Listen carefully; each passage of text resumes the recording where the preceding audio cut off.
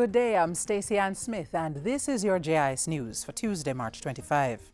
The recently passed Criminal Justice Suppression of Criminal Organizations Act, popularly called the AntiGang Legislation, could be signed into law before the end of this week.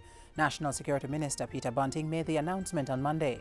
I have my legal officer calling the Governor General's office every day to find out how soon he will have assented to the legislation, because it's the parliamentary side of it is complete, and I expect not later than this week we will get his assent, and then I anxiously await the application of this new law.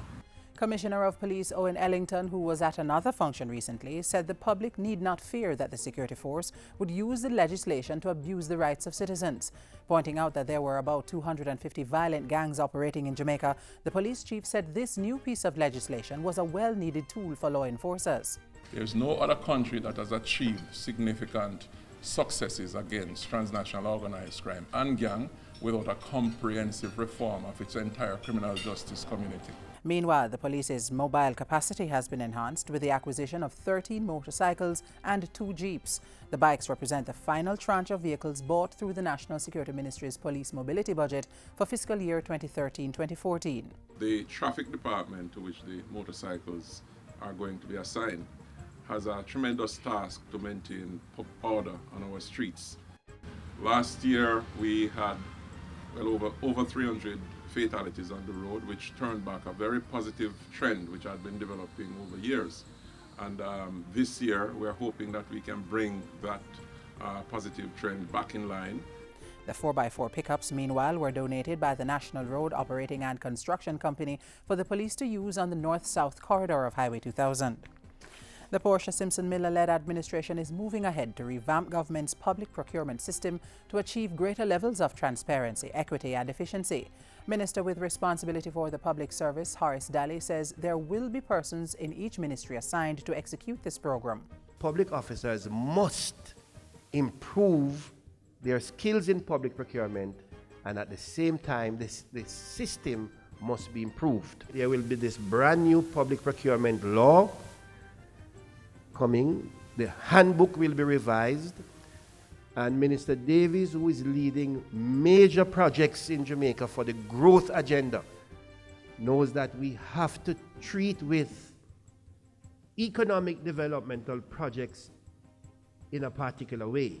In the short term, he says standard bidding documents will be revised and steps are being taken to implement a fair and robust contractor performance assessment system.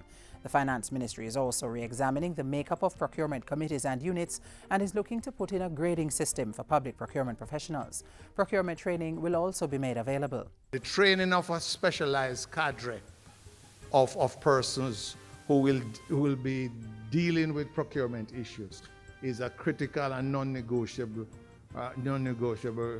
aspect of improving the procurement process. The ministers were speaking at a 4-day GOJ public procurement conference held at the Jamaica Pegasus Hotel recently. The Agriculture Ministry's capacity to carry out product testing and certification for compliance with international standards has been strengthened. The ministry recently received more than $67 million worth of laboratory equipment through the European Union-funded Economic Partnership Agreement EPA capacity building project. It's being administered by the Planning Institute of Jamaica. With this support, Jamaica is on its way to achieving world-class agricultural, health and food quality systems. The equipment will be distributed to the chemistry and microbiology laboratories at the Ministry's Veterinary Services Division in Kingston and the plant virology and plant pathology labs at the Bodles Research Station in St. Catherine. This equipment will enable us to concentrate supplies and samples of analysis, store fish and meat samples before analysis, provide a sterile environment for microbiological work being carried out, as well as analyze toxins, veterinary drugs and pesticides. And finally, work on the Red Hills to Bogwalk Roadway is on target for completion by June this year, in time for the start of the 2014 hurricane season. A recent tour by Transport and Works State Minister Richard Dazan revealed that the $727 million project was at an advanced stage and within budget.